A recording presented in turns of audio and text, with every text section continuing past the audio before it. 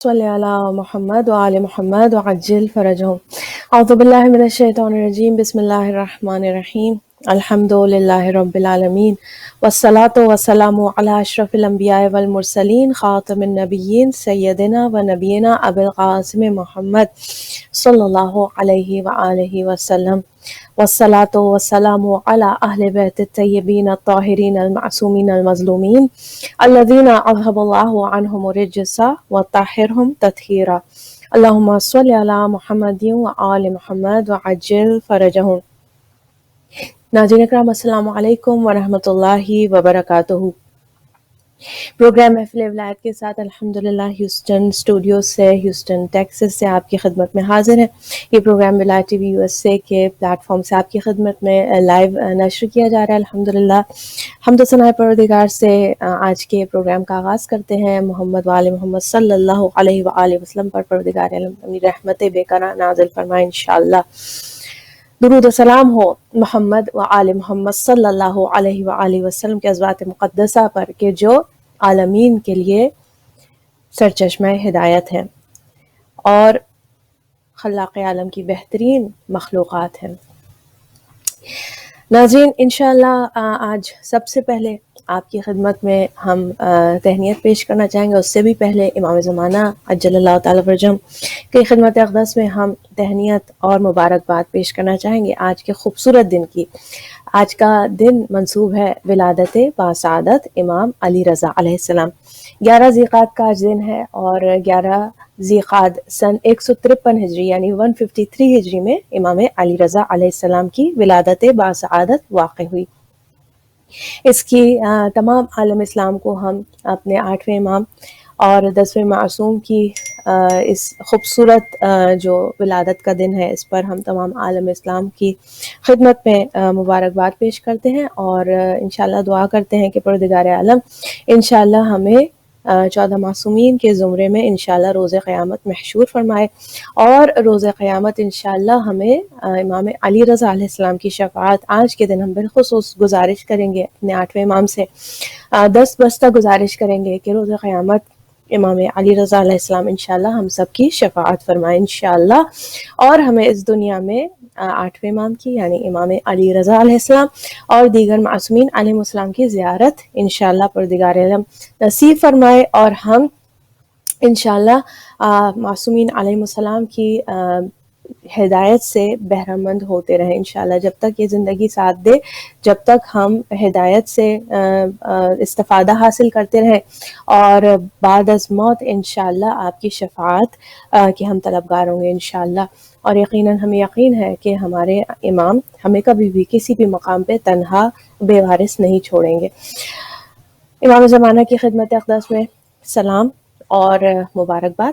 آج کا دن ہمارے وقت کے امام سے منسوب ہے، منسلک ہے اور آج کے دن امام زمانہ کی خاص زیارت پڑھنے کا بہت زیادہ ثواب ہے اور ظاہر ہے کہ جمعے کے دن کی جو دعا ہے جو کہ ہمارے معصومین میں سے چوتھے جو ہمارے امام ہیں امام زین العابدین علیہ السلام نے تعلیم فرمائی، انشاءاللہ وہ دعا پڑھیے، آج کی زیارت پڑھیے۔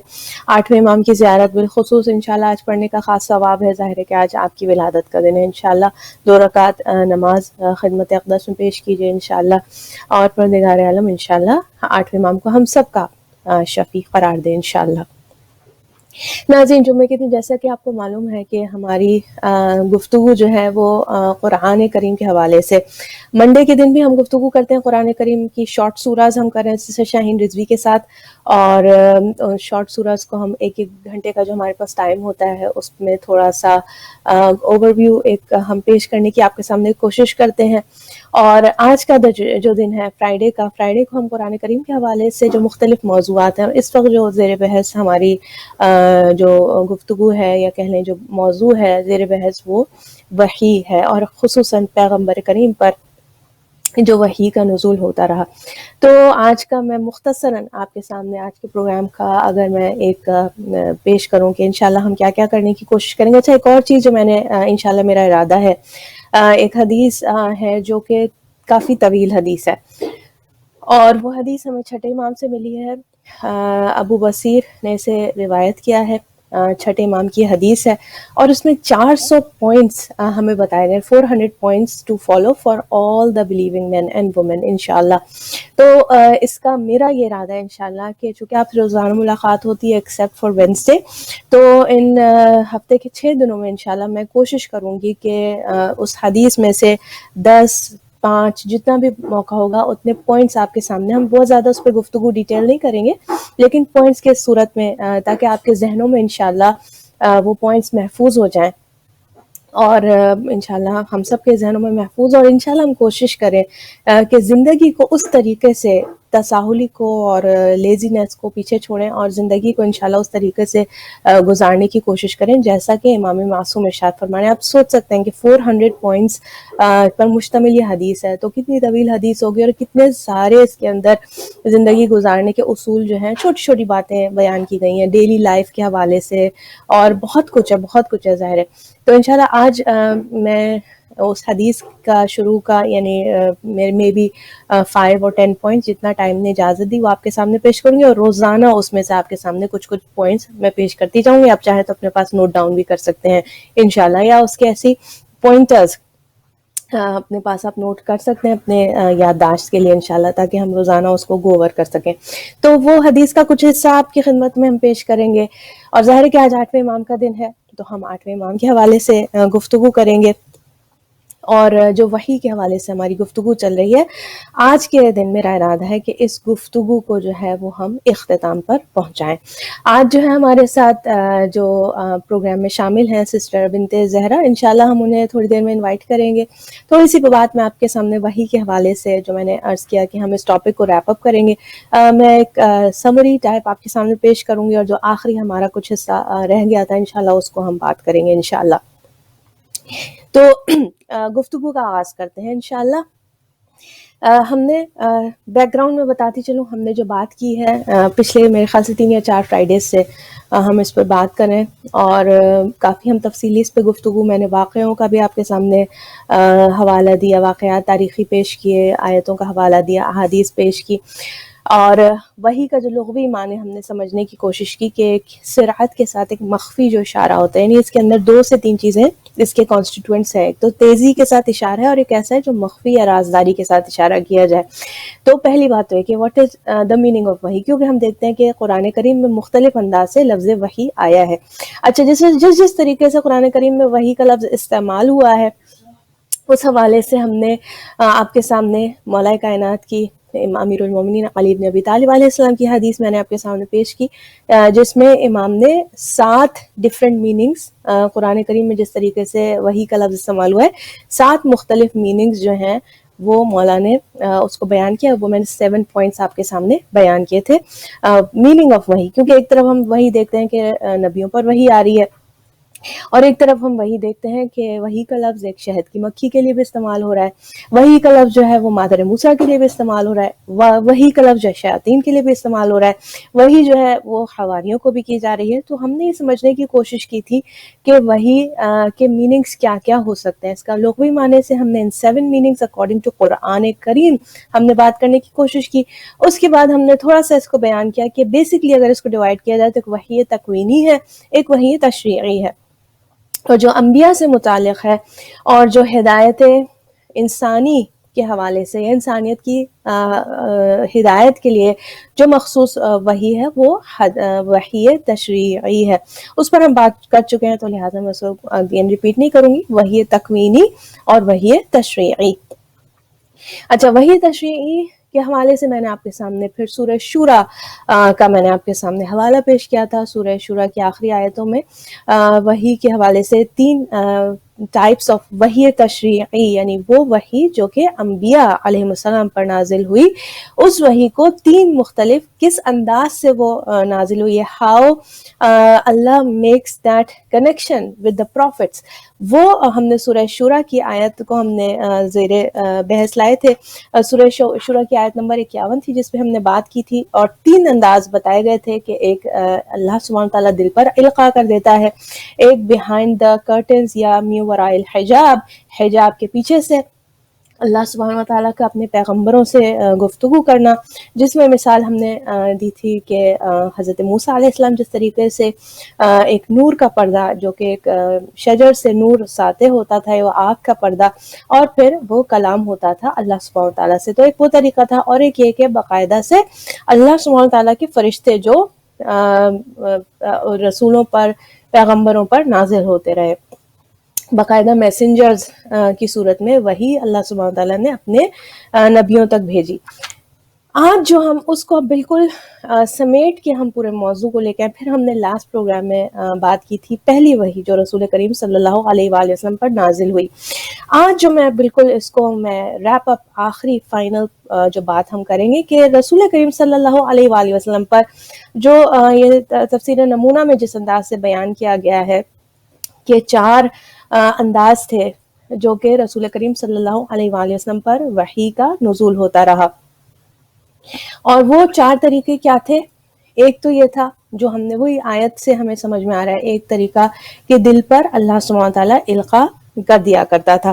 اچھا، اس میں ہمیں پھر رسول کی حدیث ملتی ہے کہ فرشتہ یعنی پیغمبر پر فرشتہ ظاہر نہیں ہوتا تھا، بلکہ پیغمبر کے دل پر وحی کا یا وحی کے مطالب کا یا اس میسج کا القاء ہوتا تھا۔ رسول فرماتے ہیں روح القدس نے میرے دل میں یہ بات ڈالی ہے کہ کوئی شخص اس وقت تک نہیں مرتا، یعنی روح القدس نے القاء کیا، دل میں ایک بات ڈالی۔ پیغمبر کی کسی فرشتے سے فزیکل کوئی ملاقات نہیں ہوئی، یعنی مثلا حضرت جبرائیل تشریف نہیں لائے، اور دل پر روح القدس نے القاء کیا، اور یہ حدیث کہ کوئی شخص اس وقت تک نہیں مرتا جب تک اپنی روزی مکمل طور پر نہ لے لے، اس لیے تم خدا سے ڈرتے رہو اور روزی طلب کرنے میں حریص نہ بنو۔ تو یہ ایک وحی کہ جو پیغمبر کریم پر آپ کے دل پر القاء کی گئی۔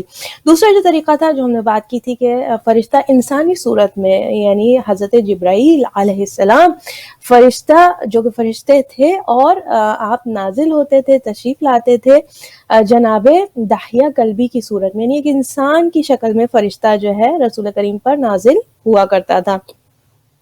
اچھا، اس کے پہلے ہمیں ہسٹوریکلی بھی یہ بات ملتی ہے کہ even before the first revelation came to the prophet صلی اللہ علیہ وآلہ وسلم، حضرت جبرائیل علیہ السلام 37 ایئرس کے جب پروفٹ تھے، اس وقت بھی جبرائیل علیہ السلام تشریف لائے ایک انسان کی شکل میں، اور رسول اللہ کو یا رسول اللہ کہہ کر سلام پیش کیا، اور ہم دیکھتے ہیں کہ رسول کریم کی بچپن سے ہی فرشتوں کے ذریعے رسول کریم صلی اللہ علیہ وآلہ وسلم کو جو ہے ایک تائید حاصل رہی، آپ کو سچے خواب نظر آتے رہے، اور کائنڈ آف فرشتوں سے آپ کی گویا even before first revolution he used to see the angels، اور وہ انسانوں کی شکل میں نبی کریم صلی اللہ علیہ وآلہ وسلم نے اینجلز کا، فرشتوں کا مشاہدہ کیا۔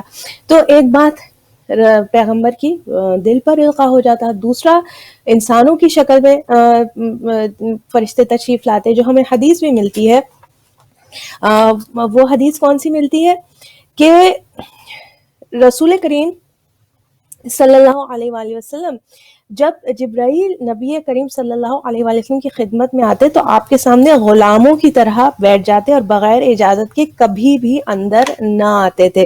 اچھا، پھر یہ کبھی ایسا ہوتا تھا کہ وحی جو ہے ایک گھنٹی کی سی آواز پیدا ہوتی تھی اور وحی کا نزول جو ہے وہ شروع ہو جاتا تھا، اور یہ آواز کا، یا آپ کہہ لیجیے یہ ہائی فریکوینسی کوئی آواز ہوتی تھی جس کو دوسرے لوگ اس کا ادراک نہیں کر پاتے تھے، لیکن جب یہ رسول کریم صلی اللہ علیہ وسلم اس عالم میں وحی آپ پر نازل ہو رہی تھی، یہ وہ وقت تھا کہ جب رسول اور خدا کے درمیان، یعنی یہ ڈائریکٹ اللہ سبحانہ تعالیٰ کی گویا تجلی رسول پر ہوا کرتی تھی، اس میں بیچ میں کوئی میسنجر یا کوئی فرشتہ انوالو نہیں ہوتا تھا، نہ یہ روح القدس دل پر القاء کر رہے ہیں، نہ یہ کوئی فرشتہ لے کر پیغام آ رہا ہے، یہ ڈائریکٹ کنیکشن ہوتا تھا رسول کریم صلی اللہ علیہ وآلہ وسلم کا، کس سے؟ اللہ سبحانہ و تعالیٰ سے۔ اچھا، اس حوالے سے ہمیں ایک جو واقعہ ملتا ہے، اور یہ علامہ مجلسی نے اس واقعے کو جو ہے وہ بیان کیا ہے، اور وہ واقعہ میں آپ کے سامنے پیش کروں۔ یہ کب کا واقعہ ہے؟ جب سورہ مائدہ نازل ہوئی ہے کہ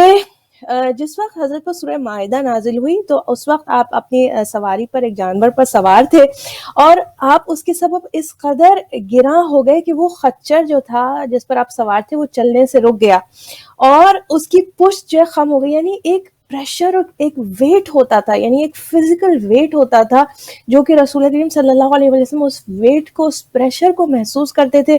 وہ گھنٹی کی آواز ہوتی تھی جو رسول کریم اسے فیل کرتے تھے. حتیٰ کہ جس جانور پر آپ سوار ہوتے تھے، مثلا جب سورہ مائدہ کا نزول ہوا، خچر پر آپ سوار تھے تو وہ جانور بھی اس بوجھ کو محسوس کرتا تھا. حتیٰ کہ اس بوجھ سے یہ خچر اتنا زیادہ جھکا، اتنا بینڈ ہوا کہ آلموسٹ اس کا پیٹ جو ہے زمین سے لگ گیا اور اس کی پشت خم ہو گئی. پیٹ قریب تھا کہ زمین سے جا لگے اور حضرت بے ہوش ہو گئے، اور آپ کا ہاتھ جو ہے وہ آپ کے ایک صحابی کے سر پر تھا. جب وہ حالت زائل ہو گئی تب آپ نے سورہ مائدہ پڑھ کر جو ہے سنائی. وہ تو ایک یہ انداز ہوتا تھا جبکہ ڈائریکٹ تجلی پروردگار جو ہے حضرت صلی اللہ علیہ وآلہ وسلم پر یہ ہوا کرتی تھی اور اس انداز سے وہی نازل ہوتی تھی. حتیٰ کہ ایسا ہوتا تھا تو سردی کے موقع پر بھی، سردی کے موسم بھی پر بھی آپ پسینے سے شرابور ہو جاتے تھے. آپ کے پیشانی پر اور چہرے پر پسینے جو ہے وہ اتنا پسینہ ہوتا تھا کہ آپ کے چہرے اور پیشانی پر پسینہ نظر آتا تھا. اور جیسے میں نے عرض کیا کہ جس سواری پر آپ موجود ہوتے تھے وہ سواری بھی جھک جایا کرتی تھی. اور پھر دو مقامات ہمیں تاریخ میں کم از کم ایسے نظر آتے ہیں کہ جب یعنی فرشتہ آیا، لیکن فرشتہ جو ہے وہ ایک یعنی حضرت جبرائیل اپنی اصل شکل میں رسول کریم صلی اللہ علیہ وآلہ وسلم کو جو ہے وہ دکھائی دیے. وہ معراج کا موقع تھا اور وہ جو ہے پہلی وحی جب رسول کریم صلی اللہ علیہ وآلہ وسلم پر نازل ہوئی. اچھا، ایک مرتبہ حضرت اسرافیل ان کا بھی نزول ہوا تھا، اور یہ پورا ایک واقعہ ہے جو آج میرے پاس ٹائم نہیں ہے کیونکہ ہمیں اپنی گیسٹ کو جو ہے وہ آن لائن لینا ہے. انشاءاللہ وہ ہمیں تھوڑی دیر میں کال کریں گی تو وہ ہمارے ساتھ پروگرام میں شامل ہوں گی. لیکن حضرت اسرافیل کے حوالے سے کہ جب حضرت رسول کریم نے حضرت اسرافیل کا بنفس نفیس مشاہدہ کیا ان کی اصل حالت میں، تو یہ امام محمد باقر علیہ السلام سے منقول ہے. ایک روز جناب رسول خدا کے پاس جبرائیل موجود تھے. ناگاہ جبرائیل کی نگاہ جو ہے آسمان پر پڑی اور ان کا رنگ جو ہے زعفران کی طرح متغیر ہو گیا. یعنی جبرائیل علیہ السلام کی نگاہ جب آسمان پر پڑی تو آپ کا رنگ متغیر ہو گیا اور آپ کے چہرے پر پریشانی کے آثار نمودار ہوئے. جناب رسول خدا صلی اللہ علیہ وآلہ وسلم کی جانب، لیکن خوبصورت جملہ ہے، جناب رسول خدا کی جانب پناہ لی اور پھر آسمان کی طرف نگاہ کی. دیکھا کہ ایک عظیم الجثہ فرشتہ آسمان سے اتر رہا ہے. ہمارے پاس بنت زہرا کال کریے، انشاءاللہ ہم کال لیتے ہیں. السلام علیکم. وعلیکم السلام. جی بنت زہرا کیسی ہیں آپ؟ الحمدللہ، دعائیں آپ کی. الحمدللہ، آپ کو بہت بہت آج کا دن مبارک ہو. آپ کو بھی مبارک ہو. ایمان کی ولادت بہت زیادہ، خدا آج کی رحمتوں سے فیضیاب ہونے کی شرف نصیب کرے. الہی آمین، انشاءاللہ انشاءاللہ. ناظرین، ہمارے پاس سسٹر بنت زہرا آن کال، تھوڑا سا ان کے پاس ٹیکنیکل پرابلم تھی تو اپنے یہ ویڈیو کال کے ذریعے ہم سے کنیکٹ نہیں ہو پا رہی ہیں، لیکن فون پر ہمارے ساتھ یہ موجود ہوں گی انشاءاللہ. 8ویں امام کے حوالے سے ہم سسٹر بنت زہرا کے ساتھ گفتگو کریں گے. بنت زہرا اگر آپ تھوڑا سا موقع دیں تو میں بس اپنی اس ٹاپک کو تھوڑا سا میں فنش کروں، پھر ہم گفتگو اس امام کے حوالے سے ہم بات کرتے ہیں انشاءاللہ آپ سے. بس 1-2 منٹ کی مجھے آپ مہلت دیجیے. جی جی ضرور. تو ایک فرشتہ دیکھا کیا کہ حضرت جبرائیل دیکھ رہے ہیں، رسول کریم میں مشاہدہ کرے کہ عظیم الجثہ فرشتہ، بہت بڑا یعنی ہیومنگس ایک فرشتہ آسمان سے اتر رہا ہے جس کی جسامت تمام مشرق و مغرب سے، اتنی بڑی ایک مخلوق ہے کہ جس کی جسامت جو ہے وہ مشرق و مغرب تک پھیلی ہوئی ہے. یہاں تک کہ وہ حضرت صلی اللہ علیہ وسلم کی خدمت میں حاضر ہوا اور عرض کی کہ یا رسول اللہ، مجھے حق تعالی نے پیغام دے کر بھیجا ہے کہ آپ چاہیں تو بادشاہ اور پیغمبر ہوں یا چاہیں تو بندہ اور پیغمبر. حضرت جبرائیل کی جانب رسول اللہ نے نگاہ کی اور دیکھا کہ ان کا خوف جب کچھ زائل ہو چکا ہے. یعنی اب جو وہ خوف کی اور ایک پریشانی کی جو کیفیت تھی جبرائیل علیہ السلام پر، وہ زائل ہو چکی ہے. اور جبرائیل علیہ السلام نے کہا کہ آپ بتائیے، یعنی حضرت رسول خدا صلی اللہ علیہ وسلم سے جو سوال کیا گیا باہر، تو اس پارٹ کو میں اسکپ کر دوں گی کہ رسول اللہ نے کیا جواب دیا. ہم بات صرف اتنی کریں گے کہ اس وقت پھر جبرائیل علیہ السلام سے جب یہ سوال کا جواب لے لیا، اور رسول کریم ظاہر ہے کہ آپ نے ایک رسول اور بندہ ہونا جس کی ہم ہر نماز میں شہادت دیتے ہیں کہ محمد عبدہ و رسولہ صلی اللہ علیہ وآلہ وسلم، صلی اللہ محمد تو پھر یہ سن کر وہ فرشتہ واپس ہوا اپنا ایک پر آسمان اول. یعنی اب دیکھیے یہ مشاہدہ جو ہے یہ وہ چیزیں ہیں جو کہ پیغمبر کریم صلی اللہ علیہ وآلہ وسلم ہی مشاہدہ کر رہے ہیں. وہ اپیرنٹلی وہ چیز ہمیں سمجھ میں نہیں آ رہی، رائٹ؟ اب کوئی چیز اگر ایسی ہوتی کہ اسے آنکھیں دیکھ سکتی ہیں تو ہر ایک انسان جو زمین پر موجود ہے وہ اس فرشتے کو دیکھ سکتا تھا، لیکن یہ ایک ایسا منظر تھا جو آنکھوں سے نہیں دیکھ رہے تھے. یہ خاص ایک کیپیبلٹی تھی جو پیغمبروں کو اللہ سبحانہ وتعالیٰ عطا فرماتا ہے کہ وہ ان فرشتوں کو ایکچولی دیکھ سکتے ہیں. تو دیکھا کہ وہ ایک آسمان سے اتنا بڑا وہ فرشتہ، اتنا یعنی اتنی بڑی عظیم الجثہ وہ مخلوق کہ وہ ایک آسمان پر پاؤں رکھ کر دوسرے آسمان پر، اور جتنا وہ دور ہوتے جا رہے تھے حضرت اسرافیل علیہ السلام، اتنا ان کی جو یعنی جتنا دور ہو رہے تھے نظروں سے، اتنا ان کا جو حجم ہے وہ چھوٹا دکھائی دے رہا تھا. اپنا ایک پیر آسمان اول پر رکھا، دوسرا آسمان دوم پر، اس طرح ہر قدم ایک ایک آسمان پر رکھتا، اور جس قدر بلند ہوتا چھوٹا ہوتا جاتا تھا، یہاں تک کہ ایک چھوٹے پرندے کی برابر ہو گیا. اس وقت حضرت نے جبرائیل سے پوچھا کہ تمہارے خوف کا سبب کیا تھا؟ عرض کی یا رسول اللہ صلی اللہ علیہ وآلہ وسلم، میرے خوف کا سبب نہ پوچھیے، آپ کو معلوم ہے کہ کون فرشتہ تھا؟ یہ اسرافیل تھے جو حاجب پروردگار ہیں. جس روز سے خدا نے آسمان و زمین کو خلق کیا ہے وہ زمین پر تشریف نہیں لائے. That was the only time when حضرت اسرافیل علیہ السلام came to the Prophet صلی اللہ علیہ وآلہ وسلم. اب ان کو جبرائیل علیہ السلام فرماتے ہیں جب ان کو میں نے آتے ہوئے دیکھا، میں نے سمجھا شاید کہ قیامت برپا ہونے والی ہے جو حضرت اسرافیل تشریف لا رہے ہیں، اس لیے میرے چہرے کا رنگ متغیر ہو گیا. جب میں نے یہ دیکھا کہ وہ آپ کی عظمت و منزلت کے اظہار کے لیے آئے ہیں تو مجھے پھر اطمینان ہوا، یعنی وہ خوف کی کیفیت زائل ہوئی. کیا آپ نے نہیں دیکھا کہ جس قدر بلند ہو رہے تھے چھوٹے ہوتے جاتے تھے؟ یعنی جس قدر عظمت و جلال خلاق عالم سے قریب اور محل مناجات سے نزدیک ہو رہے تھے، اس کی جلالت کے سامنے حقیر ہوتے جا رہے تھے. یعنی یہ بہت ہی آپ سمجھے کہ یہ وہ مناظر ہیں، وہ چیزیں ہیں جو کہ ہم سمجھنے کی عظمت و جلالت کے سامنے فرشتے کا چھوٹا اور اس کا رسول کریم کا ادراک کرنا، اس کا دیکھنا، یہ وہ چیزیں جو کہ اسپیشل پیغمبر، اسی لیے جو ہے وہ پیغمبر ہماری طرح نہیں ہے. ہم اور آپ فرشتے کو اس طریقے سے نہیں دیکھ سکتے، ہمارے پاس وہ کیپیسٹی، وہ کیپیبلٹی ہے ہی نہیں. اور پھر آپ نے حضرت جبرائیل نے فرمایا کہ یہ حاجب پروردگار ہے اور خلق میں ان کے سب سے زیادہ قریب تر ہے، اور لوح ان کی دونوں آنکھوں کے سامنے ہے. باہر طور یہ تھوڑی سی اور ڈیٹیلز اس کے اندر موجود ہیں، انشاءاللہ اللہ نے کبھی موقع دیا تو ہم اس پر بات کریں گے. یہاں پر ہماری گفتگو جو ہے وہ کائنڈ آف سمٹ گئی ہے. ہم نے وحی کے حوالے سے بہت کچھ سمجھنے کی ہم نے کوشش کی ہے، اور پھر خاص طور سے ہم اس مطلب تک آئے کہ رسول کریم پر کس انداز سے 4 ڈیفرنٹ انداز ہیں جو کہ کلاسیفائی میجر ہم کر سکتے ہیں کہ کیسے کیسے فرشتے جو ہیں وہ رسول کریم صلی اللہ علیہ وآلہ وسلم پر نازل ہوتے رہے. اچھا، ایک چیز جو میں آپ کے سامنے بس پیش کرنا چاہوں گی کہ یہ جو حدیثیں ہمیں ملتی ہیں، ایک حدیث آپ کے سامنے پیش کروں گی جو عبداللہ ابن عباس سے نزول وحی کے وقت جو کیفیت ہوتی ہے اس حوالے سے عبداللہ ابن عباس بیان کرتے ہیں کہ جب رسول اللہ صلی اللہ علیہ وسلم پر وحی نازل ہوتی تو آپ اپنے اندر سخت درد محسوس کرتے اور سر مبارک میں بھی درد ہو جاتا. آپ زبردست بوجھ، ایک ویٹ محسوس کرتے تھے، اور یہی وہ چیز ہے جسے قرآن نے بیان کیا ہے کہ ہم بہت جلد تجھ پر سنگین باتیں القا کریں گے. اور عبداللہ کہتے ہیں کہ میں نے سنا ہے کہ رسول اللہ کے پاس جبرائیل 60,000 مرتبہ 60,000 ٹائم جو ہیں وہ نازل ہوئے.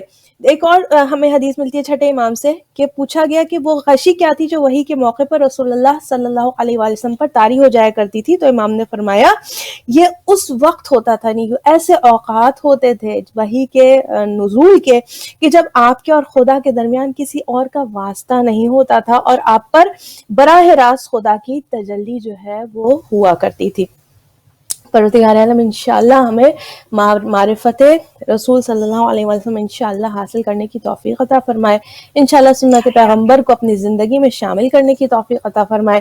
انشاءاللہ وحی کے ذریعے جو یہ پیغام، یہ ہدایت کا پیغام جو ہم تک انسانوں تک پہنچا ہے، پروردگار عالم اس زندگی اور آخرت میں، دنیا اور آخرت میں کامیابی کے لیے ہمیں اس پیغام کو بروئے کار لانے کی توفیق عطا فرمائے انشاءاللہ۔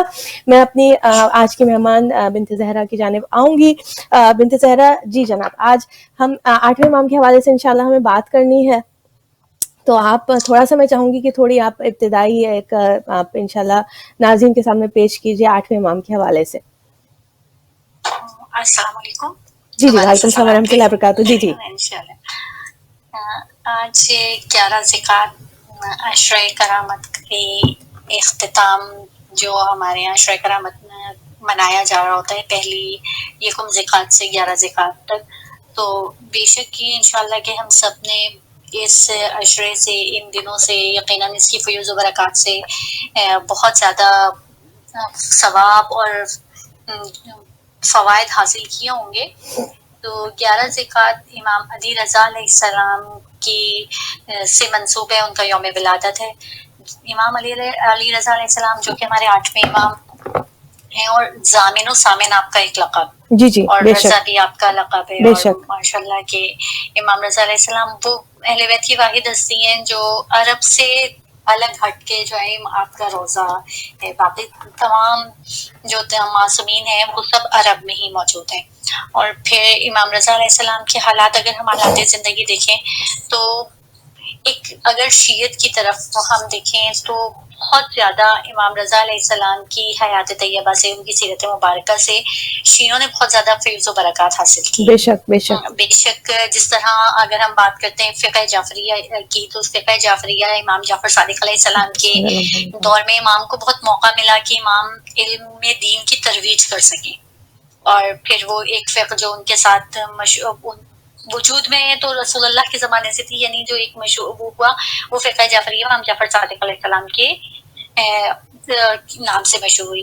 امام کے بعد 8ویں امام کو زیادہ موقع ملا بقیہ ائمہ کی نسبت کہ وہ مکتب تشیع کی، ولایت علی کی زیادہ ترویج کر سکیں، اور انہی کے فیوز و برکات کی وجہ سے آج بھی ہم اس سے مستفید ہو رہے ہیں، اور نہ صرف 1300 سال سے، بلکہ آج تک امام رضا علیہ السلام کے فیوز و برکات اتنے زیادہ ہیں کہ آج بھی پوری تشیع جو ہے وہ انہی کے روضہ مقدس خراسان کی سرزمین یعنی ایران کی وجہ سے تشیع پوری دنیا میں پھل پھول رہی ہے۔ تو یہ امام رضا علیہ السلام کا صدقہ ہے اور ان کی برکت ہے کہ ہم دنیا کے کسی بھی کونے میں ہیں اور ہم عزاداری حسین برپا کر رہے ہیں، اور حسینی اپنے آپ کو نہ صرف کہتے ہیں بلکہ منواتے بھی ہیں اور عمل کر کے دکھا رہے ہیں، جو کہ الحمدللہ، ہم الحمدللہ کہ ہم روشنی لے رہے ہیں امام رضا علیہ السلام بے سے۔ شک بے شک۔ تو تمام ناظرین کو میں مبارکباد پیش کرنا چاہوں گی، سب سے پہلے امام زمانہ جل اللہ تعالیٰ فرجہ شریف اور تمام مجتہدین کرام کو، اس کے ساتھ تمام ناظرین کو، کہ اللہ تعالیٰ آج کے دن کی فیوز و برکات سے ہم سب کو مستفید ہونے کی سعادت نصیب کرے۔ یہ نعمتیں جو ولایت ہم کو ملی ہے، خدایا اس کا حق ادا کرنے کی کوشش کریں اور ہم کو خداوند عالم میں اس قابل بنائے کہ ہم اس کو حق کو ادا کر سکیں انشاءاللہ انشاءاللہ، بالکل بے شک۔ پوری دنیا میں اور بالخصوص یہ شیعوں کا یہ خوش قسمتی ہے، پروردگار عالم کا خاص لطف اور احسان ہے کہ ہم 8ویں امام کے حوالے سے، آپ کے نورانی وجود کے وسیلے سے ہم جو ہے وہ برکات کو حاصل کر رہے ہیں الحمدللہ، اور مستفید ہو رہے ہیں الحمدللہ۔ تھوڑا سا بنت زہرا ہم نے کل بھی بات کی تھی، اور ناظرین میں کوئکلی میں آپ کے سامنے دوبارہ سے میں سمجھ لیجیے کہ آپ کے سامنے کوئک ٹائم لائن ایک بیان کر دوں کہ 153 ہجرہ میں مولا کی ولادت ہوئی، اور آپ کی جو شہادت کا سال ہمیں ملتا ہے 203 ہجری ملتا ہے، 153 سے 203 ہجری تک آپ حیات رہے، تقریباً 50 سال کا آپ کا عرصہ ملتا ہے عمر مبارک کا، اور اس میں جو ہے سن 200 ہجری کے اندر آپ نے مدینے کو چھوڑا، 201 ہجری میں بہت شاندار انداز سے آپ کی جو ہے وہ ولی عہدی کی تقریب منعقد کی گئی، جس کا اہتمام مامون رشید نے کیا تھا، جو کہ امام نے کراہت کے ساتھ اور بہت ریزسٹنس کے ساتھ اس منصب کو جو ہے ایکسیپٹ کیا تھا، لیکن باہر طور چونکہ مامون کا اصرار تھا اور بہت ایک سمجھ لیجیے کہ زبردستی ایک چیز وہ اس پہ آپ کو راضی کیا گیا تھا. ظاہر ہے کہ اس کے ساتھ امام نے شرطیں رکھی تھیں اور شرائط کے ساتھ اس منصب کو قبول کیا تھا. تو بہرحال 201 ہجری کے اندر آپ کی ولی عہدی کی تقریب ہوئی جس میں کہ سونے اور چاندی کے سکے آپ کے اوپر نچھاور کیے گئے اور آپ کے نام کا سکہ جو ہے وہ خراسان میں جاری کیا گیا. اور لوگ جو ہے اسے برکت کے لیے اور حفاظت کے لیے، جو آج بھی یہ طریقہ رائج ہے کہ ہم ایک امام ضامن جو ہے وہ ایک سکے کو امام کے نام پر ہم اپنے سفر میں اور ہم اس میں حفاظت کے لیے ہم اس کو امام ضامن کو، ظاہر ہے کہ پھر امام رضا علیہ السلام جو ہے وہ ضمانت لیتے ہیں اور ضامن بن جاتے ہیں ایسے مسافر کی کہ جو امام علی رضا علیہ السلام کے حوالے اپنے امور کو، اپنے سفر کو کر دے انشاءاللہ. اس کی سختیاں پریشانیاں سفر کی ظاہر ہے کہ امام ٹیکس کیئر آف اٹ. تو یہ جبکہ خود امام جو ہے قریب الغرباء آپ کا لقب ہے. باہر تو 201 ہجری میں یہ ہوئی تقریب. اس کے بعد 203 ہجری میں امام علی رضا علیہ السلام کی جو کامیابیاں جو حاصل کر رہے تھے with respect to his popularity among the Muslims across the Muslim government, وہ اس کی تاب نہ لا سکا مامون رشید، اور اس نے زہر خورانی کے ذریعے امام کو جو ہے وہ شہید کر دیا. یہ تھوڑا سا مختصر امام کی والدہ کا نام نجمہ خاتون، جو تاریخ میں تکتم کے لحاظ کے نام سے یا ام البنین کے نام سے مشہور ہیں. آپ کی والدہ محترمہ تھیں جو خود ایک بافضل اور بافضیلت خاتون تھیں اپنے زمانے کی. امام موسی کاظم علیہ السلام فرماتے ہیں کہ اپنے زمانے کی بہترین خاتون تھیں. کون؟ والدہ محترمہ جناب امام علی رضا علیہ السلام، جو کہ والدہ تھیں جناب بی بی معصومہ قم کی بھی. اچھا، پھر اس کے بعد آج تھوڑی سی ایک بات میں چھوٹی سی کروں گی، اور میں چاہوں گی بنت زہرا آپ سے میں درخواست کروں گی کہ امام کی کل ہم کچھ اخلاقی فضائل کے حوالے سے بات کر رہے تھے، کچھ مطالب کل پیش کیے تھے، کچھ چیزیں آج میں پیش کروں گی. مثلا امام کی سخاوت، کہ کس طریقے سے امام نے جو ہے وہ ایک مرتبہ تو ظاہر ہے کہ جو آتا سائل وہ کبھی خالی ہاتھ نہیں جاتا تھا. ایک واقعہ آپ کے سامنے کل پیش کیا تھا. اور ایک مرتبہ یوم عرفہ امام نے اپنا سارا گھر جو ہے وہ لٹا دیا، جس پر ایک شخص نے یہ کامنٹ کیا کہ یہ تو غرامت ہے، یعنی نقصان ہے کہ آپ نے سب کا سب دے دیا اللہ کی راہ میں. تو امام نے فرمایا یہ غرامت نہیں، یہ غنیمت ہے. تو لہٰذا امام نے کہا میں اس کے ذریعے خدا سے نیکی اور حسنات حاصل کروں گا. یہ امام کی سخاوت کا یہ عالم تھا. بنت زہرا میں چاہوں گی کہ تھوڑا سا آپ امام کے اخلاقی فضائل اور آپ کی سیرت کے حوالے سے آپ کچھ ایسی چیزیں جو ناظرین کے سامنے پیش کرنا چاہیں. بہت شکریہ کوکب. امام رضا علیہ السلام کی ویسے اگر ہم دیکھنا چاہیں تو یعنی ہر امام اور معصوم اخلاق کے اعلیٰ درجے پر فائز ہے. خود قرآن گواہی دے رہا ہے. تو امام رضا علیہ السلام کے اخلاق امام کو ایک چیز کے ابھی جو میں نے پہلے عرض کیا کہ امام جعفر صادق علیہ السلام کے بعد سب سے زیادہ موقع ملا کہ علم دین کی ترویج کر سکیں. لوگوں کے درمیان بھی آپ زیادہ ٹائم آپ نے وقت گزارا تو لوگوں کو آپ کے ساتھ بھی وقت گزارنے کا موقع زیادہ ملا. تو آپ کی سیرت اور آپ کی حالات زندگی زیادہ کھل کے ہمارے سامنے آتے، تاریخ میں زیادہ ملتا ہے. اخلاق کے ساتھ ساتھ امام کی سیرت اس طرح اگر ہم بات کریں کہ امام نے بہت سارے جو ابھی آپ نے ذکر کیا ولی عہدی کے حوالے سے کہ ولی عہدی کو توان و کرہن یعنی انہوں نے بہت مجبوری کے عالم میں قبول کیا. امام نے ہر طرح سے کوشش کی اور اس کو سمجھایا. ایون کہ امام نے یہاں تک کہا کہ مجھے معلوم ہے، جب اس نے کہا آپ کو ولی عہد بنانا چاہتا ہوں، تو امام نے کہا ولی عہد اس وقت ہوتا ہے کہ جب سلطنت کا خلیفہ یا بادشاہ مر جائے تو اس کے بعد جو ولی عہد ہے وہ مسند خلافت پر بیٹھے. اور مجھے معلوم ہے کہ مجھے یقین ہے کہ میں تمہارے بعد زندہ نہیں رہوں گا، میں تم سے پہلے چلا جاؤں گا. تو ولی عہدی کس بات کی. لیکن جب اس نے زیادہ آپ کو تھریٹ کیا تو امام نے اس کو قبول کر لیا. وہاں پر ایک چیز جو میں کنیکٹ کرنا چاہوں گی کہ پچھلی دفعہ بھی ہم بات کر رہے تھے کووڈ پہ کہ وہاں پر جان بچانا واجب تھی. امام کو معلوم تھا کہ یہ مجھے زہر دے گا آج نہیں تو کل، لیکن اس وقت امام اپنی مرضی سے اگر ولی عہد قبول نہیں کرتے تو وہ تھریٹ دے چکا تھا، میں آپ کو قتل کر دوں گا. تو امام نے جہاں تک ہم بچا سکتے ہیں ہمیں اپنی جان کی حفاظت کرنی ہے. تو بس امام نے اس وقت ولی عہدی کو قبول کیا. اور پھر وہ ولی عہدی قبول کرنے کے بعد امام نے جو شرائط رکھی تھی اس میں ایک شرط یہ تھی کہ میں معاملات سلطنت میں گورنمنٹ کے پرابلمس میں میں کچھ کسی ایشو میں جو انوالو نہیں ہوں گا، اور میں بس ایک خاموشی سے صرف آپ سمجھیں کہ نام کی حد تک جو ہے میں ولی عہد رہوں گا. اور لیکن پھر امام کو روزانہ دربار خلافت میں بلایا جاتا تھا، امام جاتے تھے، اور مختلف انداز سے ہم امام کی سیرت میں وہ مختلف واقعات دربار خلافت کے پڑھتے بھی ہیں. کہ ایک دفعہ جب اس نے وہ شیر والا واقعہ ہے کہ قالین کا شیر زندہ ہو گیا، جب معاذ اللہ امام کی ہتک کرنی چاہیے اس نے خاکم بدہن، تو جادوگروں کو بلایا اور روٹی بار بار پیچھے ہوتی رہی. تو امام نے قالین کے شیر کو حکم دیا، اس نے آ کے ان جادوگروں کو نکل لیا. یعنی مختلف حالات دی، یا پھر امام کو مناظروں کی دعوت دی جاتی تھی، اور وہ بہت بڑے بڑے عیسائیوں کو اور عیسائی راہبوں کو اور یہودیوں کو، مختلف علماء کو جو مختلف مذاہب تھے ان کو بلاتا تھا اور سوالات تیار کرواتا تھا کہ امام کو کسی طرح شکست دیا جا سکے. لیکن امام ہر ایک کو اس کی زبان میں اور اس کے ہی کتاب سے حوالے دیتے تھے. تو یہاں پر بھی مامون جو ہے وہ شرمندہ ہوتا رہا اور اس کی ساری چالیں ناکام ہوتی چلی گئیں. تو ایک واقعہ میں عرض کرنا چاہوں گی نماز عید کا، ہمارے لیے بہت بڑا سبق بھی ہے اس میں، کہ جب مامون نے مجبور کیا، پھر وہ بات وہی آ جاتی ہے کہ امام کو مجبور کیا کہ نماز عید پڑھائیں. تو امام نماز عید پڑھانے نکلے. ایک بہت بڑا مسئلہ کہ نماز عید امام کس طرح نکلے. امام نے فرمایا کہ ٹھیک ہے، اگر تم مجبور کر رہے ہو تو میں جاؤں گا، نماز عید پڑھاؤں گا، لیکن اس انداز میں جس طرح رسول اللہ اور حضرت علی علیہ السلام پڑھایا کرتے سبحان تھے. اللہ، سبحان اس نے اللہ. قبول کر لیا. اب جب مامون نے پورے شہر میں اعلان کروا دیا کہ کل امام علی رضا علیہ السلام ولی عہد سلطنت جو ہیں نماز عید وہ پڑھائیں گے. اب تمام رؤسا اور عمرا جتنے بھی افراد تھے حکومت کے، وہ سب کے سب امام رضا علیہ السلام کے دروازے پر آ گئے، ان کے گھر پہ آ گئے، سب تیار ہوئے اپنے قیمتی گھوڑے اور قیمتی لباس شاہانہ پوشاکیں پہن کر کہ نماز عید پڑھانے ولی عہد سلطنت آئیں گے. اب جب نماز عید کا وقت ہوا تو امام نے دروازہ کھولا. دروازہ کھولا تو لوگوں نے کیا دیکھا کہ امام اس انداز سے باہر آ رہے ہیں کہ امام کے ہاتھ میں ایک عصا ہے.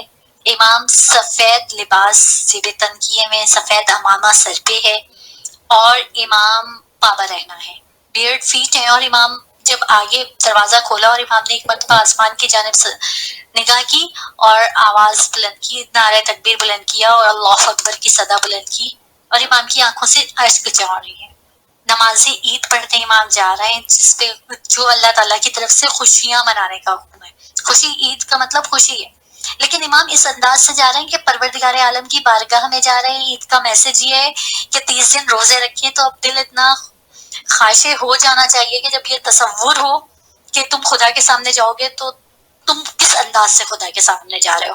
سبحان اللہ. بے بس شک. امام نے چند قدم آگے بڑھائے. اب جو رؤسا اور عمرا اور تمام لوگ امام کے استقبال کے لیے آئے تھے، جب انہوں نے یہ انداز دیکھا تو مجبوراً سب اپنی اپنی سواریوں سے نیچے اتر آئے. امام نے چند قدم آگے بڑھائے، پھر دیوار پہ ہاتھ رکھا، ایک مرتبہ آسمان کی جانب دیکھا اور پھر اللہ اکبر کی صدا بلند کی. تصور میں نہیں آتا کہ اس انداز میں امام نے جب اللہ اکبر کی صدا بلند کی ہوگی تو اس وقت کے حالات، یعنی اس وقت ماحول کتنا معطر ہو گیا ہوگا اور کتنی روحانی فضا ہو گئی ہوگی. ایک مرتبہ پھر امام چند قدم آگے بڑھے. اب عالم یہ تھا، تاریخ لکھتی ہے کہ جیسے جیسے امام آگے بڑھتے ہیں اور ہر قدم پہ 4 قدم کے بعد رکتے ہیں اور آسمان کی جانب دیکھ کے اللہ اکبر کی صدا بلند کرتے ہیں، تو تمام کا تمام مجمع اللہ اکبر کی صدائیں بلند کرتا ہے. اور خراسان یعنی اس سبحان اللہ، شہر میں سبحان اللہ. چاروں طرف نعرہ تکبیر کی صدائیں بلند ہیں اور لوگوں کی آنکھوں سے ابے ساختہ آنسو جاری ہیں. سبحان یعنی اللہ. امام وہ جو رسول اللہ صلی اللہ علیہ وآلہ وسلم کی حدیث ہے کونوا دعاۃ الناس بغیر السنتکم، کہ اپنی زبانوں کے بغیر لوگوں کو دعوت دو. سبحان تو یہاں اللہ. امام نے کچھ نہیں کیا. امام نے صرف ایک سفید لباس پہن کر بیئرڈ فیٹ امام گھر سے نکلے اور اللہ اکبر کی صدا بلند کرنا شروع کی ہے، اور لوگ امام کے ساتھ اللہ اکبر کی صدائیں بلند کر رہے ہیں. پوری فضا اللہ اکبر کی صداؤں سے مسحور کن فضاؤں میں پھیل گئی وہ صدائیں. ابھی امام چند کچھ دور پہنچے تھے کہ امام مامون کے وزیر نے مامون کو اطلاع دی کہ اگر علی ابن موسی رضا مسجد تک پہنچ گئے، میں عیدگاہ تک پہنچ گئے اور انہوں نے نماز عید پڑھا دی، تو یقین کرو کہ اب تمہاری حکومت کہیں قابل نہیں، تم حکومت کرنے کے قابل نہیں رہو گے، تمہارا تختہ پلٹ جائے گا. بس جب اتنا مامون نے سنا تو پیغام بھجوایا اور امام سے کہا کہ بہت شکریہ آپ کا، ہم نے آپ کو بہت زحمت دی، اب آپ اپنے گھروں کو پلٹ جائیے، مامون خود نماز پڑھا دے گا. اتنی हुकूमत वक्त इतने डर रहे थे, खौफजदा था वो इमाम से कि उसे ये खौफ हुआ, इमाम ने बगैर बोले, इमाम ने किसी से कोई जिक्र नहीं किया, कोई बात नहीं की, सिर्फ एक अल्लाह अकबर की सदा इतनी पावरफुल थी और वो सुभान इमाम अल्लाह। की जबान से निकली हुई कि वो जो खुद जबरदस्ती इमाम को मजबूर कर रहा है, इंसिस्ट करके इमाम को थ्रेट करके लेकर आया है, अब वो इमाम से कहने पे मजबूर है कि आप अपने घर को पलट जाइए। सुभान अल्लाह, अल्लाहु अकबर। ये वो मौका था कि लोगों को उस वक्त कम अज कम जो लोग ये समझ रहे थे जो मामून की एक चाल थी, एक साजिश थी कि अलवियों का वो एक अलग से पॉलिटिकल इश्यूज हैं कि वो अलवियों की शोरिश को, अलवियों के जो प्रोटेस्ट हो रहा था उसको दबाना चाहता था, अमीन को कत्ल करके आया था, बहुत सारी तरफ से साजिशें थी, उनको सबको खत्म करना था।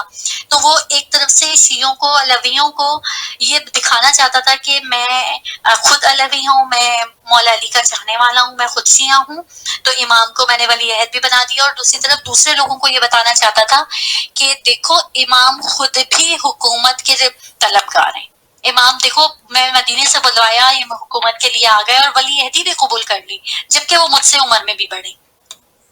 तो इमाम खुद माजल्ला लालच रखते हैं हुकूमत की, तो वो दोनों तरफ से दबाना चाहता था। और सिर्फ ये एक वाकया जो अवाम में पेश आया, जो दरबार में मनाजरे होते थे तो दरबारियों के लिए थे, लेकिन जब अवाम में पेश आया तो इमाम ने बगैर अपनी जबान से कुछ कहे एक इनकलाब बर्पा कर दिया और लोगों को बता दिया कि हकीकत में खुद इमाम क्या है और इमाम का मकसद क्या है, और मामून की साजिशें जो खुद महल के अंदर पल रही हैं और लोगों तक वो इमाम का दूसरा चेहरा दिखाना चाह रहा है, उसका चेहरा बेनकाब होकर रह गया।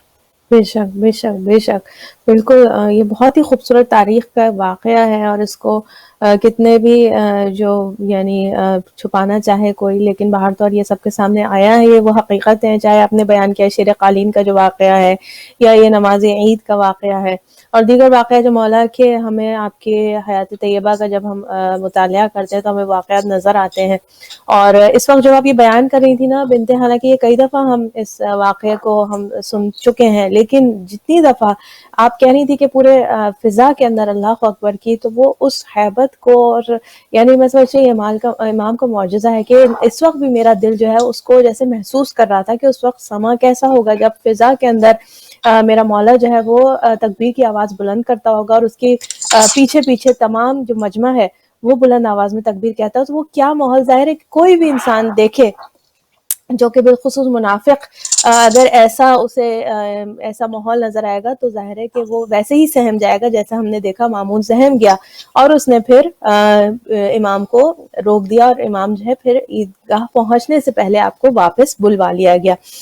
मैं नाज़रीन थोड़ा सा मैं चाहूँगी कि इमाम के हवाले से मेरा ये था कि एक तो दो बातें मैं आपकी सीरत के हवाले से, जो अखलाकी फ़ज़ाइल के हवाले से दो बातें मैं क्विकली आपके सामने पेश करूँगी। एक तो ये कि इमाम ने एक दफ़ा जब ये देखा, ये हमारे इसलिए बताना चाह रही कि हमारी डे टू डे लाइफ में ये चीज़ें पेश आ रही होती है कि इमाम ने किसी को देखा कि वो कुछ लोग हैं फल खा रहे हैं और कुछ फल खाते हैं, कुछ ज़ाया करते हैं। इमाम ने उनको उस वक़्त जो है वो रिमाइंड किया कि ये अल्लाह ताला ने जो रिज़्क़ तुम्हें अता किया है इसको तुम ज़ाया नहीं करो।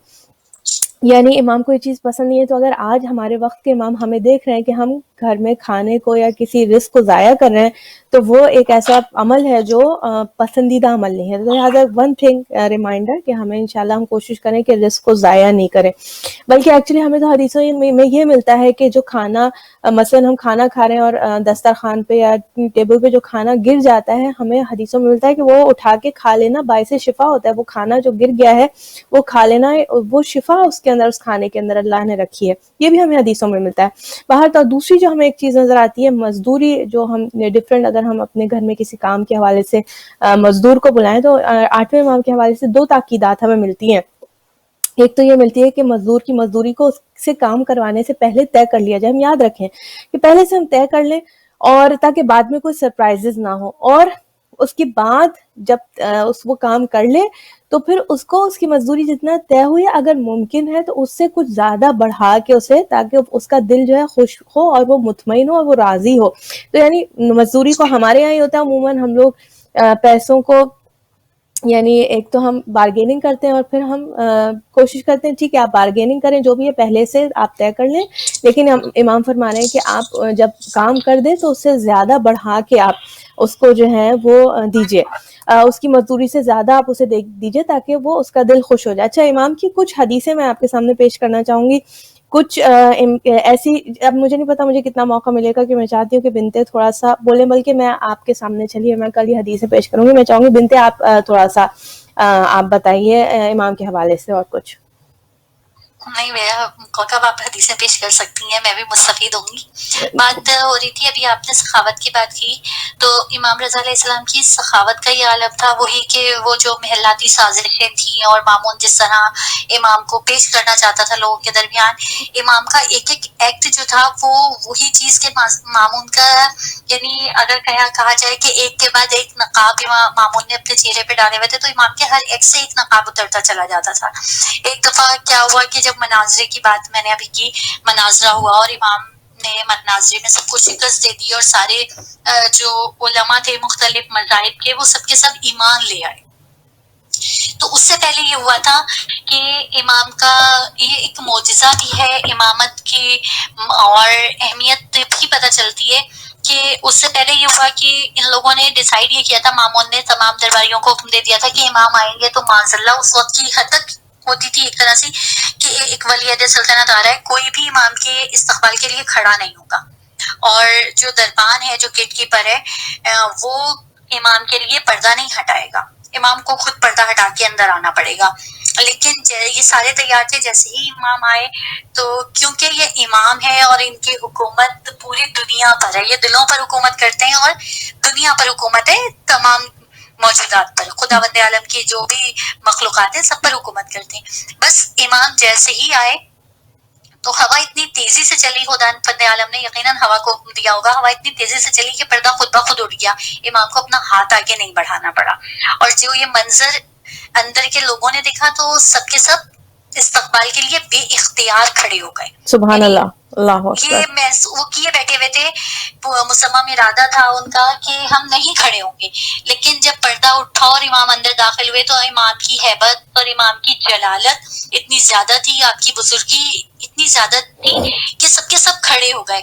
اسی وقت ایک دربان، یعنی ایک امام کا مامون کا سپاہی جو تھا، جسے کہنے داروغہ، جو بھی وہاں پہ کام کرنے والا تھا، وہ آگے بڑھا اور اس نے امام کی نالین مبارک جب امام نے اتاری تو اس نے اٹھا کر سائڈ پہ رکھ دی، اور پھر جب یہ مناظرہ ہوا اور مناظرے میں امام نے سب کو شکست دے دی، تو بظاہر تو مامون چاہتا یہی تھا، بظاہر یہ چاہتا تھا، انٹرنلی وہ یہ چاہتا تھا کہ امام کو خود نخواستہ شکست ہو جائے تو میں یہ بتا سکوں کہ یہ امام بننے کے نعوذ باللہ اہل نہیں ہے۔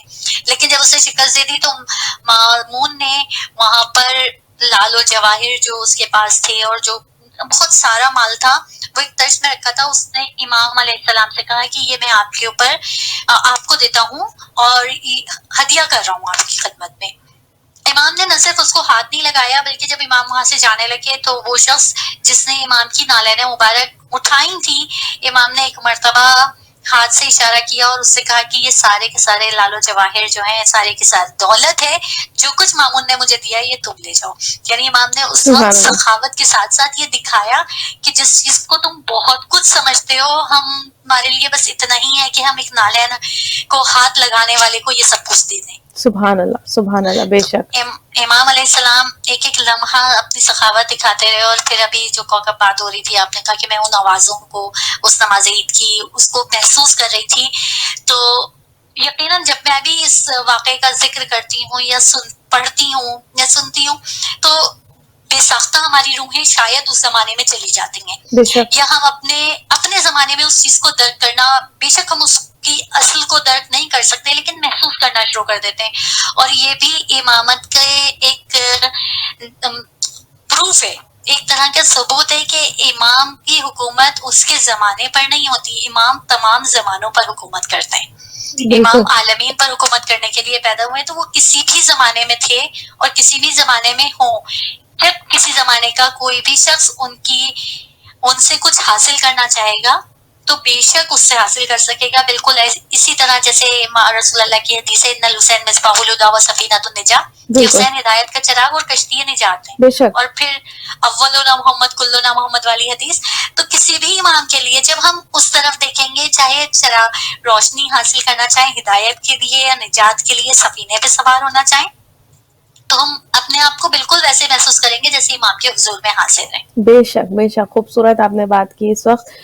بے شک امام جو ہیں وہ عالمین کے امام ہیں، اور چاہے وہ ہم ان کے زمانے میں سانس نہیں لے رہے، لیکن روحانی طور سے ہم بے شک ان کے زمانے سے، ان کے واقعات سننے سے، ان کا ذکر سننے سے ہم کنیکٹ ہو جاتے ہیں، اور وہ نور ہدایت جو ہے وہ ہمارے دلوں تک پہنچنا شروع ہو جاتا ہے، اس کو ہم محسوس کرتے ہیں. وہ جو محبت اور وہ جو کیفیت طاری ہوتی ہے، بے شک وہ امام کا نور ہے جو کہ ہمارے دلوں کو وہ چھو رہا ہوتا ہے. محبت اور وہ عشق کے جذبات اور وہ جو کچھ بھی ہم فیل کر رہے ہوتے ہیں، معجزہ امامت ہے. بے شک میں چاہوں گی ناظرین، وہ جو احادیث آپ کے سامنے میں پیش کرنا چاہ رہی تھی، ٹائم ہمارے پاس جو ہے وہ بالکل پروگرام کا ختم ہو گیا ہے. ایک حدیث میں امام کی جو کہ ذہن حافظے کے اعتبار سے، ایک جسمانی صحت کے اعتبار سے، ایک رزق کے حوالے سے، اور ایک اخروی اعتبار سے. تو کوئکلی جو حافظے کے اعتبار سے امام فرماتے ہیں کہ 3 چیزیں جو ہیں وہ انسان کے حافظے کے لیے بہت اچھی ہیں. وہ 3 چیزیں کیا ہیں؟ قرآن پڑھنا، شہد کھانا اور دودھ پینا. امام فرماتے ہیں اس سے حافظہ بڑھتا ہے. قرآن کریم کی تلاوت، شہد اور دودھ. جسمانی اعتبار سے امام فرماتے ہیں کہ کھانے کی ابتدا جو ہے، یہ چھوٹی چھوٹی چیزیں انشاءاللہ ہم اللہ توفیق دے کے ہم انہیں شامل کریں اپنے روٹین کے اندر.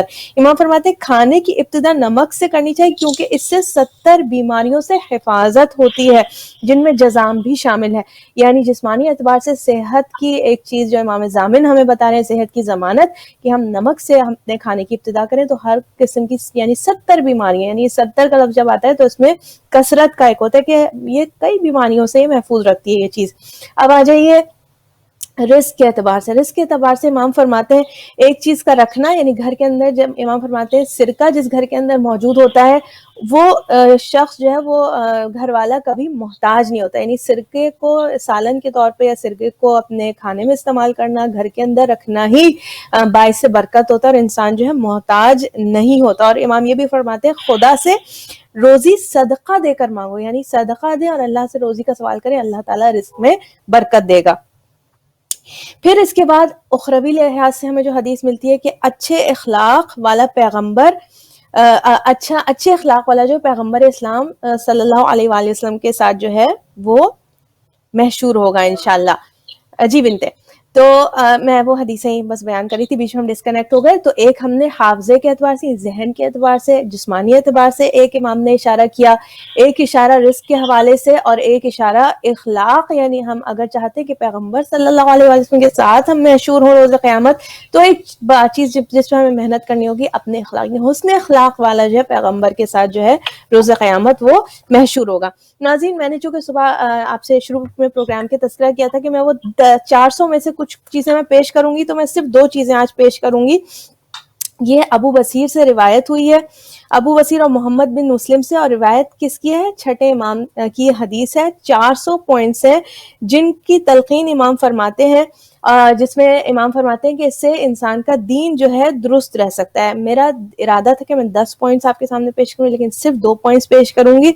پہلا پوائنٹ یہ ہے کہ امام فرماتے ہیں لبوں پر خوشبو کا لگانا نبی صلی اللہ علیہ وسلم کی سنت ہے. اور 8ویں امام کا تذکرہ کر رہے ہیں تو 8ویں امام کو بھی خوشبو بے انتہا پسند تھی. لبوں پر خوشبو لگانا نبی کی سنت اور کاتبین کے لیے کرامت ہے. دوسری جو پوائنٹ میں بتانا چاہ رہی ہوں، مسواک، یعنی ڈیلی روٹین کی ہم یہ بات کریں گے، چاہے وہ ہماری جسمانی روٹین ہو چاہے روحانی روٹین ہو، اس حوالے سے ہم بات کریں گے. یہ 400 پوائنٹ جسے امام فرما رہے ہیں کہ آپ کا دین درست ہو جائے گا، یہ 400 پوائنٹس انشاءاللہ ہم زندگیوں میں شامل کریں. 2 پوائنٹس جو آپ کے سامنے، ایک تو خوشبو کا استعمال، دوسرے مسواک، اللہ کی رضا کا ذریعہ، یعنی برش کرنا. آج کل ظاہر ہے ہم مسواک والا یوز نہیں کرتے، لیکن ہم برش کرنا اللہ کی رضا کا ذریعہ ہے، نبی کی سنت ہے، اور منہ کو پاک کرتا ہے. یعنی چھوٹی چھوٹی باتوں جن کی امام ہمیں تاکید کریں کہ ایون ٹوتھ برش، یعنی برش کرنا صبح کے وقت اور رات کے وقت، یہ سنت پیغمبر ہے اور یہ منہ کو پاک کرتا ہے. ظاہر ہمیں معلوم ہے کہ برش کرنے سے کتنی ہی بیماریوں سے، جو کہ منہ کی بیماریاں، دانتوں کی بیماریاں، اس سے انسان جو ہے یہ بچ جاتا ہے. اچھا، یہ حدیث جو میں آپ کے سامنے آیت اللہ مشکینی کی کتاب ہے ہدیۃ الشیعہ، اس سے میں حدیث آپ کو بہت سارے ٹکڑوں میں، ظاہر ہے کہ 400 پوائنٹس ہیں، تھوڑا تھوڑا کر کے آپ کے سامنے پیش کروں گی. آج کے 2 پوائنٹس خوشبو کا بالخصوص جو اس حدیث میں تذکرہ ہے لبوں پر خوشبو کا جو استعمال ہے وہ یعنی کاتبین کے لیے بھی جو ہے یعنی ان کے لیے باعث کرامت ہے. سیکنڈ تھنگ مسواک کا استعمال.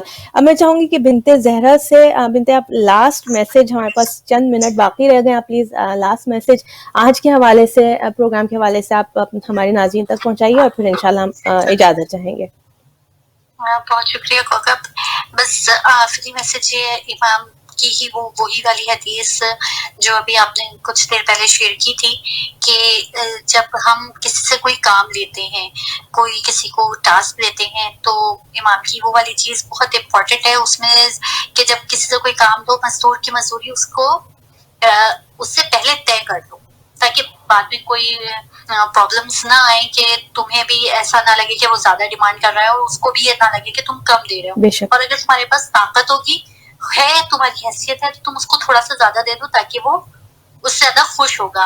تو یہاں پر مزدور کی مزدوری صرف اگر ہم دیکھیں امام کی کوئی بھی چیز ظاہری معنی بھی رکھتی ہے اور معنوی بھی, تو صرف مانیٹرنگ نہیں ہوتی کہ اگر کوئی آیا اور ہم نے کسی کو ہینڈی مین آیا اور ہم نے کام کیا اور اس کو پیمنٹ کر دی. بہت ساری چیزیں جو ہے معنویت رکھتی ہیں. بے شک ہم آپس میں بھی ایک دوسرے سے کوئی ہیلپ لے رہے ہوتے ہیں, کوئی کام ہماری ہیلپ کر رہا ہوتا ہے, تو ہمیں چاہیے کہ ہم اس کو کم سے کم کچھ نہیں کر سکتے, یعنی ہم پیسے نہیں دے رہے ہوتے تو دعا دینے کے لیے بھی پہلے سے, اگر ہم دعائیں کسی بھی کام کے بعد دے رہے ہوتے ہیں تو اگر ہم پہلے دعا دے دیں تو یقیناً زیادہ خوش ہوگا ہماری ہیلپ کرتے ہوئے.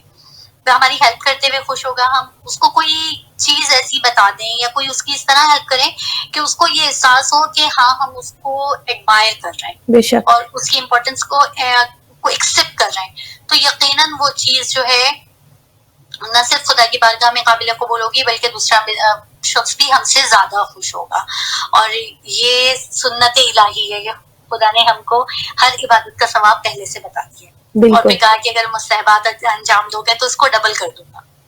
تو یہ خود سنت الہی ہے, تو اگر ہم اسی کو لے کے چلیں اور کم سے کم آج کے دن سے ہم امام کی کسی بھی ایک حدیث کو یا اسی حدیث کو لے کر اور عمل کرنا شروع کر دیں, تو یقیناً ہم بہت بہترین راستے کی طرف, سیدھے راستے کی طرف, ایک عمل کریں گے دوسرے راستے کو خداوند عالم کہتا ہے 10 قدم میں خود آگے بڑھاؤں گا, تو وہ دوسری چیزوں پہ ہمیں خود بخود قریب کرتا چلا جائے گا اپنے. بالکل بالکل بالکل بے شک. بہت شکریہ بنت زہرا, بہت آپ کا اچھا انپٹ رہا امام علی رضا علیہ السلام کی سیرت کے حوالے سے, اور آپ نے ناظرین ہم نے آج غور و خوض کیا آج پروگرام میں الحمدللہ وحی کا ٹاپک ہم نے کمپلیٹ کیا ہے آج الحمدللہ پروردگار عالم کی توفیق سے. 8ویں امام کے حوالے سے الحمدللہ ہم نے گفتگو کی ہے. الحمدللہ بنت زہرا کا ساتھ رہا, بہت اچھا انہوں نے بیان کیا ہے امام کے حوالے سے واقعات اور کچھ احادیث بیان کی, اور آپ کے سامنے میں نے احادیث کچھ پیش کی 8ویں امام کی. جسمانی صحت کے لیے, آپ نے ہماری ذہنی صحت کے لیے, روحانی صحت کے لیے اور اس میں برکت کے حوالے سے کچھ احادیث پیش کی, اور جو ایک 400 پوائنٹس پر مشتمل جو 8 امام کی حدیث ہے اس کی ہم نے آج ابتدا کیا, اور انشاءاللہ دیکھتے ہیں وہ سلسلہ کب تک چلتا ہے. 400 پوائنٹس ہیں, پروردگار عالم انشاءاللہ 6 امام کے صدقے میں ہمیں اپنے دین کو درست کرنے کی اور دین الہی کے مطابق زندگی کو گزارنے کی توفیق عطا فرمائے انشاءاللہ. بنت زہرا آپ کی اس کوشش کو, اس ذکر کو پروردگار عالم اپنی بارگاہ میں قبول فرمائے. بہترین اجر انشاءاللہ, بہترین ثواب جو بہترین بندوں کو عطا کرتا ہے وہ اس ذکر کا آپ کو پروردگار عالم عطا فرمائے انشاءاللہ 8ویں امام کے صدقے میں انشاءاللہ. اور ناظرین انشاءاللہ دعا کرتے ہیں کہ آپ کا اس ذکر کو سننا, ہمارا بیان کرنا, انشاءاللہ یہ ذکر خیر ہمارے لیے, ہماری آنے والی نسلوں کے لیے, ہمارے مرحومین کے لیے انشاءاللہ یہ آخرت میں زیادہ راہ قرار پائے انشاءاللہ, آخرت کے سفر کے لیے انشاءاللہ ہمارے لیے یہ صدقہ جاریہ کی انشاءاللہ حیثیت اور اہمیت حاصل کرے انشاءاللہ, پروردگار عالم قبول فرمائے. اس کے ساتھ ہی ہم اجازت چاہیں گے. ربنا تقبل منا انک انت السمیع العلیم بحق محمد وآلہ الطیبین الطاہرین. بنت زہرا اگین بہت بہت شکریہ, جزاک اللہ خیرا کثیرا. ناظرین آپ سے اجازت چاہیں گے, اپنا بہت خیال رکھیے گا. انشاءاللہ کل سسٹر تسنیم عابدی کے ساتھ آپ کے ساتھ ملاقات ہوگی انشاءاللہ. جب تک کے لیے خدا حافظ, فی امان اللہ. خدا حافظ, فی امان اللہ.